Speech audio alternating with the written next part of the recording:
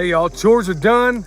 Everything's squared away. We got the whole day ahead of us. Blue sky, no streaks. You gotta love it. So this offers us a fantastic opportunity to explain to you why permaculture zones are so important and why these relationships between your food forest, your orchard, your animals, everything else needs to come together like the fingers of your hand to be in any way efficient. Now, these zones are going to show you how to A, be uber efficient, and at the same time, release the high likelihood of burnout for people that get engaged in this lifestyle.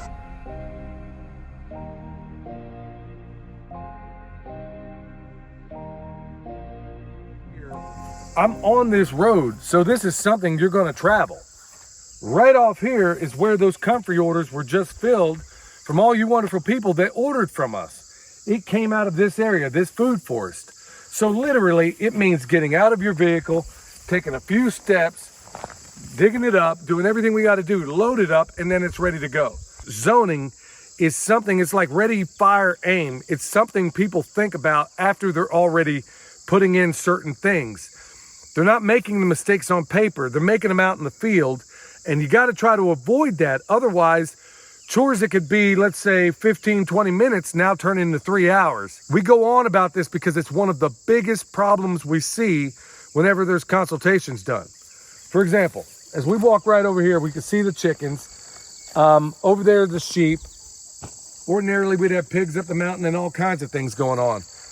But what I'm trying to get you, now these guys are going to constantly move, but everything is surrounded to some extent or another around this driveway, or at least the access points are made from this driveway. So you don't have to go a very long distance to do whatever chores you have to do, which in the case of the animals, they move every single day.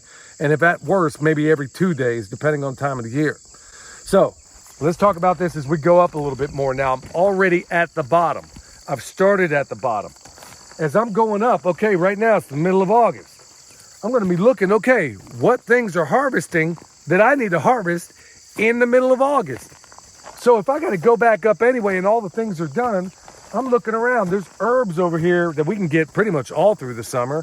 Thyme, oregano, basil, all kinds of stuff to go with the tomatoes that we might be picking out of the high tunnel, or some of the tomatoes that we got grown in all these other places. But as I'm walking up this driveway, you can see that when it was appropriate, bam, strawberries right here, and a whole lot of them at that. Comfrey, because it makes sense to have it in close proximity to wherever it is you're operating. Now, as I go to this other side over here, Michelle's already kind of halfway there. This is one of the raspberry patches. Now, folks, keep in mind, everything you see around here is not even 4 years old. So what do we got over here, honey? Raspberries. Yeah, not the best color commentator for nothing, y'all. So, yeah. Raspberries that William swears up and down they taste like Jolly Ranchers. I'm going to give one a shot. Good night.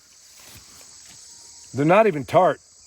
I mean, it's just straight sweet. So, we situate. We'll go ahead and let Michelle go drive on with this. But let's go over here and find out the other harvest that we get out of this place. It's not just harvest, y'all. It's maintenance. Think about it. This road needs maintenance, and we're working on that. We got some solutions we got to bring to bear. But other things, like this very young blueberry, it's already been harvested. Well, mostly by the birds, but we got a little bit out of the deal. Got a pear. We got all these different things. So every time I come in here and do things like maintenance, which I'm going to show you right over here in a minute, everything is in close proximity to the material that I have to use. Now, over here, you'll see a stack of cardboard with a hose laying over it. Okay, so why is that there? The reason why is because I'm doing exactly what you're going to see over here. And I do this, y'all, all year long. When you have very, very active soil as we do, and I mean active, like you put this cardboard down, it's going to be gone in no time at all. And then here it is flanked by rosemary on the other side of this. Well, I'm going to go through, take all that cardboard that I pulled out of the vehicle that was sitting here, put it down, let it get wet, and then I'm going to cover it up with some mulch. It's really that simple. Well, actually, before I do any of that, I'll basically chop and drop. We can probably see some under here. I'll chop and drop some comfrey that you see down under here, put my cardboard down, and then I'll put the mulch on top.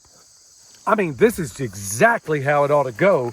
And this is how you really ought to think about your zoning. I mean, it's always the very last thing that anybody ever wants to talk about or think about. And it's one of the biggest problems you can prevent, like right here. Pears. Out the wazoo, Asian pears all up and down here. They're not quite ready. But think about this. I am literally, even if I have my backpack or my harvest pack or whatever the case may be, if I wanted to get out here, get a little exercise while I'm harvesting, I can literally take 1, 2 steps off the road, bam, pear, which by the way is my favorite fruit, at least right now. And then we're going to keep on rolling. So as we go up here, we got other trees along the way, and you'll notice there's mulch rings around each and every one of them. All the maintenance that needed to get done, I did right off the... Here's the problem.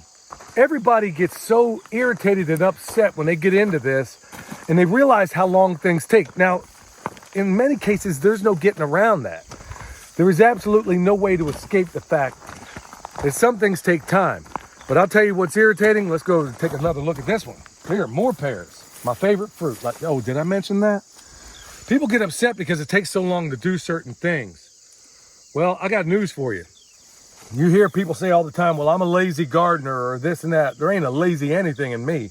You'll never hear me say that. But what I am and what I try to be is highly efficient. And having your zones in place makes you extremely efficient. Now, as we move on up here, I'm walking along, even if you did, let's say there wasn't a harvest. The reason why you have zones in certain places like zone 1, zone 2, like right here, you could say, I mean, depending on how you look at it, it could be zone 1, zone 2. It forces me to interact with this area. It's forcing me to say, oh shoot, like the other day, windstorm came through, broke off some limbs on that black locust over here, had to trim that up, fed it to the donkeys next door. Well, they ate some of it. Of course, Michelle's always giving them comfrey. But over here, your zones, as we're going into the high tunnel, this comfrey we planted a little while ago, right there in close proximity where we can literally fill it up on the way through. And then as we get in here, now, before we walk in here, notice 8 steps off the road, and there's a vehicle right there. 8 steps off the road. This was not the ideal location to put a high tunnel. It's here because of how it situates within the zones. All goes back to zoning, folks. I can't emphasize that enough. I really can't. Within this high tunnel, you can even micro zone, if you will, certain areas, whether it's your house or whether it's things like this. Like, for example, where you're going to start your seeds, does it make good sense to do it in the very area or in close proximity to where it's going to be planted? Makes perfect sense to me. We're going to roll back out of here and we're going to see what else we can find. Like I said, y'all, zone, zone, zone, zone. This is what makes you efficient. Some of these trees are not yet fruiting, but I'm suspecting next year they're going to absolutely blow up. We got a bunch of kale, all kinds of stuff kicking through there. Over here, I'm looking and I'm saying, gee, you know what?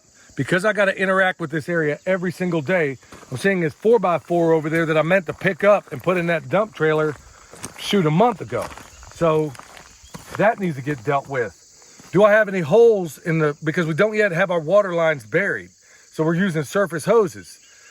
Do I have any problems there? Well, that's something else you're going to look at. I'm going to look over here. Oh, gee, got another harvest, but this is a problem. We're driving over the edge of it. So we need to move that. It needs to get dealt with. It needs to get put out of the way. I'll tell you what else I'm doing the entire way. I'm looking at this driveway. And I know where the bodies are buried. Whenever the rain comes, whenever the heavy rains, the catchment things we have in line just need some maintenance. They need a lot of it. So as I'm going up, I can look over here and see the sheep in the distance. Okay? I'm also inspecting my pastures. I'm looking around and saying, okay, well, we had some high compaction over here. Are we seeing improvement? Okay, I'm doing all this. I'm making all these mental notes as I'm going through it, but you can't do it or it makes it a nightmare if you don't have your zones in order. I'm looking over here at the sheep. I'm looking at what they've done, where they're going, how much it's improved in one season. Those are things I want to look at. Also, I got a test plot over here. I can't talk too much about it just yet. But with all the comfrey extract or compost extract that we've made, we have little plots like this throughout the farm. There's one there, there's one there, there's one. We got them all around. And the idea is I can look at it and say, okay, I got an experiment going on within here. It's right off that road. I'm not going to walk in it for reasons I'll explain in another video, but look at it. Literally 1, 2, 3, 4, 5 paces off the road. Now I can inspect my experiment. Not a bad idea, huh? So also, there's other things we're doing as we go up here. So we talked about the road inspection. We're talking about all the other things. I'm realizing that, hey, you know what? Some of this is getting away from us. We got goldenrod coming up in here. Okay, got to deal with that. Even though I mulched all these trees and everything, and my illustrious puppy seems to want to lay down in them half the time, I know that over here, we need to probably knock this down with a little bit of weed eater because we don't have animal access in this particular area. I'm also taking a mental note of what trees need to be pruned. Now, this doesn't happen every single day. It could be one day because we do chores every day. One day I'm going to look at the road. Next day I'm going to look at what can be harvested, or actually I'll be doing that every single day. Then I'm going to be looking at, what trees are doing well? What shrubs are doing well? All 7 layers of that forest, what's doing well, what isn't? What do I need to do there? Are there some limbs that are going to be problem children like that one down there? I'm going to deal with that later. And then maybe later on, I'll find some way to mark it to get rid of it. But as we go up, we're approaching this elderberry, and I'm like, wouldn't have been able to look at this thing up close and personal if I was in a vehicle. Also, realizing that I got this this hay I was using for recovery in a couple of areas that need it. So this needs to, if I lift it up, it's probably going to be dead underneath there. I'm pretty doggone close to it. Yep. So that's not cool. You know, hey y'all, keep in mind, let me also point this out too.